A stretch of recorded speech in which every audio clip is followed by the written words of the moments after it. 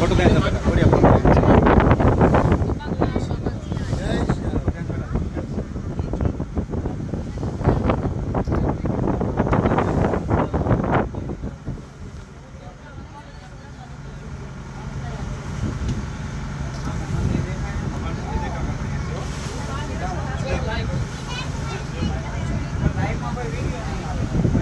રામેશ્વરની અંદર બોટિંગનો આનંદ લઈ રહ્યા છીએ.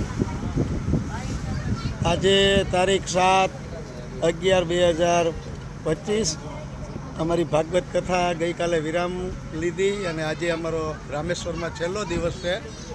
હમણાં રાત્રે 10:30ની ટ્રેન છે રામેશ્વરમ ટુ ઓખા.